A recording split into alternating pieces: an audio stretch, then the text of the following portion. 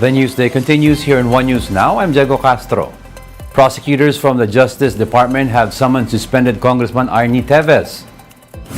Senior Deputy State Prosecutor Richard Fadulion said a panel was created to look into Teves' alleged involvement in the killing of Governor Ruel de Gamo. Fadulion told the Philippine Star that Teves has been summoned to respond to the murder case with a preliminary investigation set on June 13. On Facebook, Teves posted a photo of him wearing Arabic clothing captioned as Assalamu Alaikum, which means peace be unto you. Teves, whose whereabouts remain unknown, has refused to return to the Philippines despite several warnings and sanctions from the government. PHILIPPINE says sulfur dioxide from the degassing by Taal volcano has already reached Metro Manila over the past couple of days. According to PHILIPPINE, strong winds brought about by the habagat carried sulfur dioxide from Taal to Cavite, Laguna, the national capital region, and even so far as the Bataan Peninsula. PHILIPPINE says this was seen on satellite monitoring by different organizations. According to the agency, plumes emitted by Taal even reach Quezon province and stretch out to the sea. PHILIPPINE also raises concerns over Taal's degassing, saying that this is unusual activity for the volcano. Lagi po natin binabanggit to. Kakaiba po itong ugali ng Taal. We are currently at uncharted territory. Kahit po sa historical record, wala po tayong nakikitang mention na meron pong ganitong degassing na behavior ang Taal matapos po ng isang major eruption. Kaya po talaga po nakakagulat yung volume o yung dami po ng asupre na binubuga ng Taal. Meanwhile, PHILIPPINE says it will review the alert level status over the Mayon volcano. This as the agency notes an increase in the number of rockfall events after tallying 98 rockfall events in the last 24 hours. Severe tropical storm Chadeng has maintained its strength as it continues to move over the Philippine Sea. Pag-asa last spotted its center some 1,090 kilometers east of central Luzon with wind speeds of up to 95 kilometers per hour. It is unlikely to directly bring heavy rainfall over any portion of the country in the next 3 to 5 days. Chadeng is forecast to intensify in the next 2 to 3 days and may be upgraded into a typhoon by tonight or tomorrow. However, it will remain far from the Philippine landmass while moving generally west-northwestward. For now, the southwest monsoon or habagat will continue to bring rains over several areas in the country, including Palawan. Metro Manila and the rest of the country may also experience rains due to localized thunderstorms. We'll be back with more stories after the break. Keep it here on One News.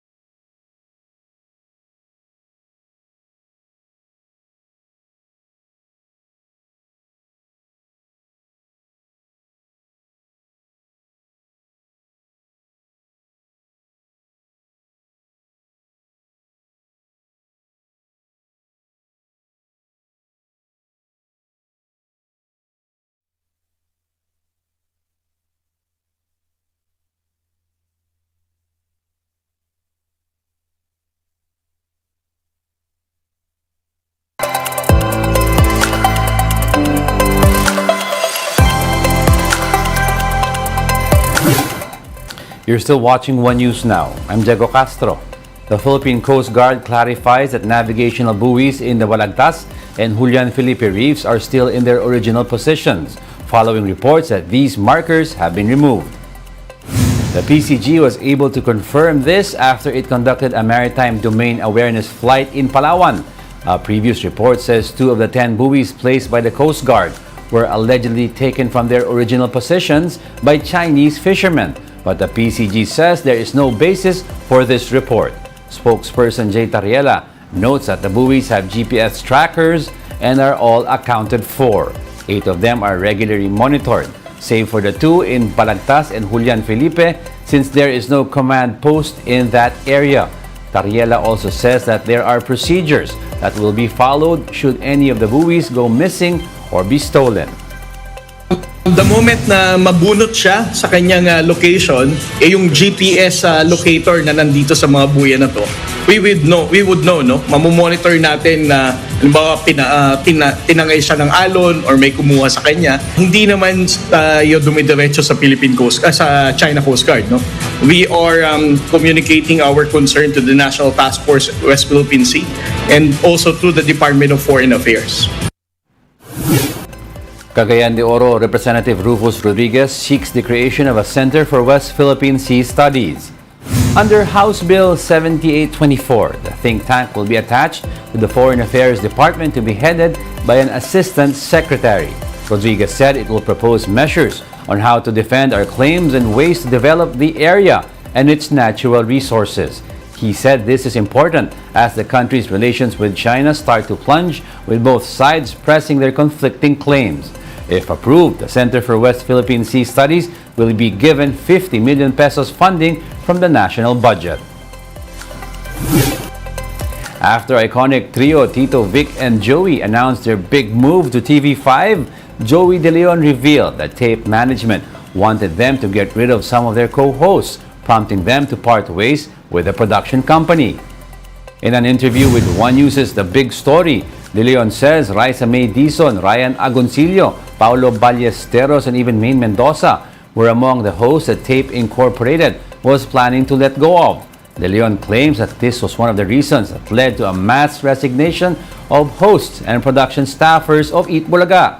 He says that even before they became a part of the Kapatid network, they have long been treating each other as brothers and sisters. Pinapatanggal nila si Raisa May, yung bata, si Ryan Agoncillo, at saka si Paolo Ballesteros. May mga papasok sila sigurong talent sila. Pati si May na actually nung una eh. Pero sabi ko, hindi pwede eh. Tanggalin nyo na kami lahat. De Leon also expressed gratefulness for the support that the Dabarkads received amid their decision to transfer to TV5. De Leon adds that the name of their new program under TV5 is no longer important as long as they provide quality content. But speaking to News 5's Frontline Pilipinas, De Leon got emotional while speaking about the Eat Bulaga name, which he came up with. Umiyak ako nung second day. Hit.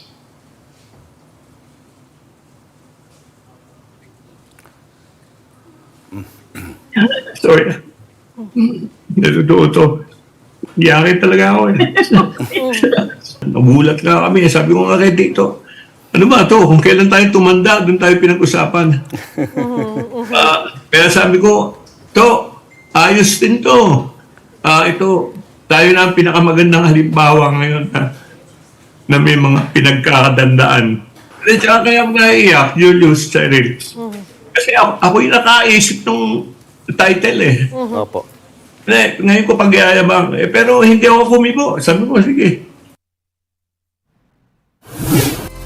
And those are the top stories of the hour. Join us again at 9:45 a.m. as we continue to monitor the day's biggest stories. I'm Diego Castro. We are One News. All sides, all the time.